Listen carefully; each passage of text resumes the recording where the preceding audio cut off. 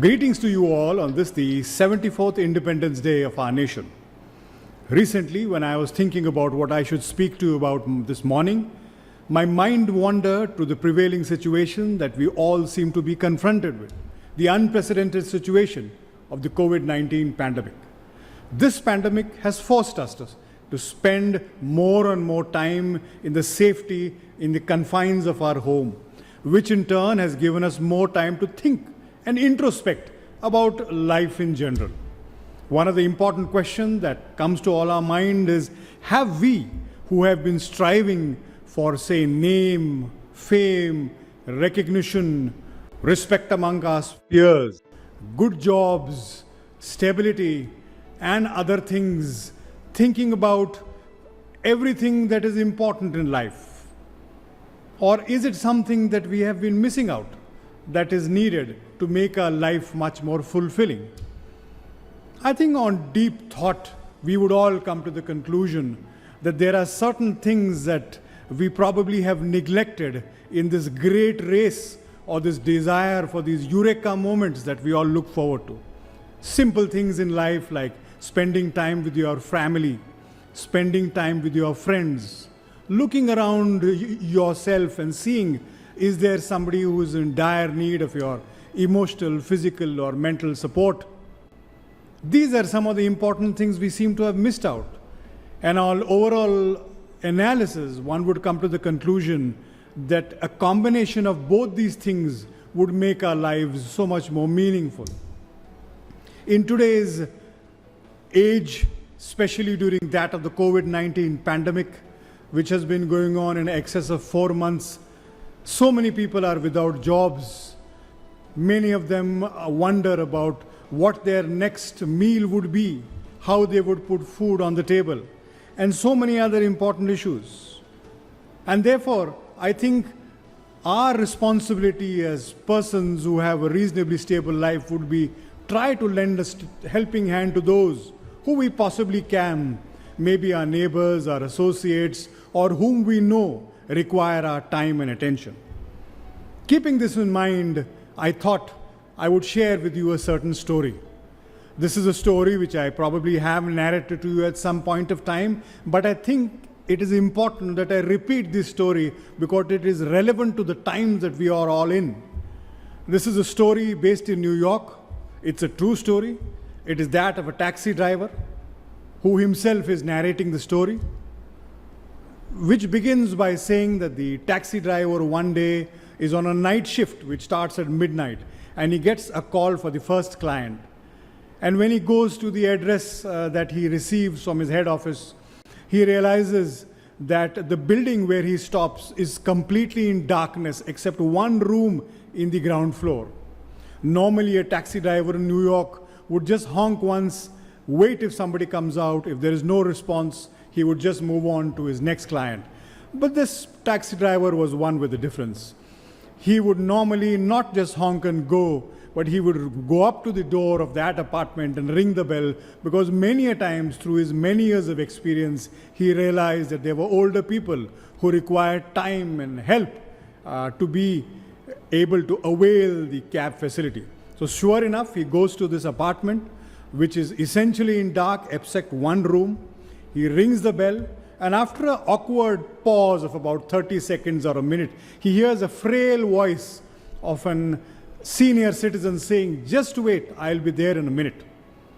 And sure enough, in about a minute, the door opens, and he sees that in front of him there's an old lady who's in her 80s.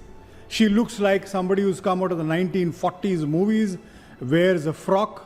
He peers into the apartment and sees that the apartment is essentially bare. Everything is covered with bed sheets. It is not like a classical apartment which has, say, frames hanging or some utensils on the wall or wall clocks. Everything has been boxed and kept.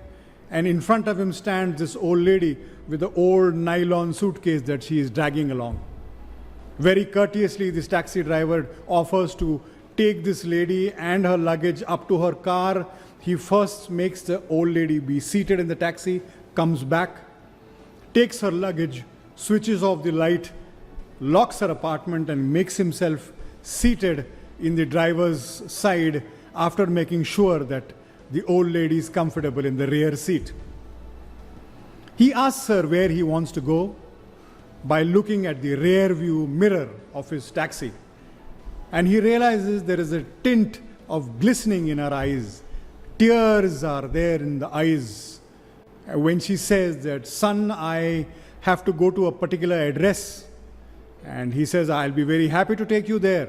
But she has one request. Why don't you take me from the downtown New York?" He says, "I would be happy to take you, but this is a longer route. It would take more time. I'd prefer that we go by a shorter cut." But she in turn says that, "Don't worry, I have plenty of time." And shedding tears, she goes on to say that all her relatives are now no more. They've all passed on. She herself is suffering from a terminal illness, and she's on her way to her hospital, or a hospice as they call it. A hospice is a place where they normally have people who are in the final stages in life and whom the family cannot take care of. After seeing her tears, the compassionate man in him comes to the fore, and he immediately reaches out from the window and switches off the meter of the taxi, because he doesn't have a heart to charge this old lady for this ride, or this last ride that he's taking her for. As they go downtown New York, this old lady requests him to stop at various points, various locations. For example, at one location, she tells the taxi driver how she had come here dancing when she was a young girl. Another where she worked as an elevator operator for many years. And still another where she lived with her parents. There were some locations where she never really said anything, but she only looked at it and sighed and was deep in thought. And afterwards she would say, "Let's move on and go further down."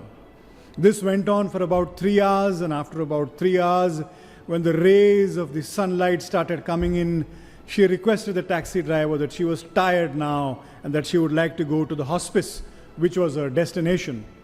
He readily agreed, and when he took her to the hospice, 2 male nurses were waiting for him. They took the lady out in a wheelchair and wheeled her in. As she was going in, she called the taxi driver and asked him, "How much do I owe you, son?" And he said, "Nothing, Grandma, this ride is on me." But she insisted. And she said, "No, you too have a family and have to make a living." But he said, "No, Grandma, this is just enough. Just giving you so much pleasure gives me so much satisfaction. I will worry about my further clients and taking money from them." The story ends with the taxi driver saying that he hears the door slamming behind him, and for him, he says it signifies the closing of a life. The taxi driver also concludes the story by saying that night he aimlessly drove in the streets of New York, not picking up even a single more client, deep in thought. And as he was thinking, he realized that this was certainly, over the many years that he has been driving, one of the most important trips that he ever took. Why? Because he was able to give so much pleasure to an old lady who was lonely, who was emotionally deprived pleasure, even it was for a fleeting few hours, which gave her so much satisfaction. He also went on to say that our lives are all revolving around certain major events. We all look forward to those great eureka moments in our lives. But many a times, it is the smaller moments that count.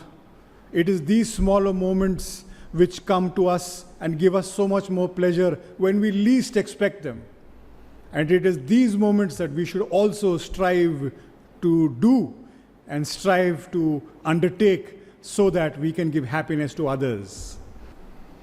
And therefore, on the auspices of this, our 74th Independence Day, as we find ourselves in these most uncertain times, not very sure as to when things will normalize, let us all pledge to do something similar to what this taxi driver did in the story, so that we can all get over this pandemic together, knowing that we have become far better versions of ourselves than we ever thought we could. As someone wisely said, we can't go back and change the beginning, but we can start where you are and change the ending. May God bless this great country and this great institution of ours. Thank you.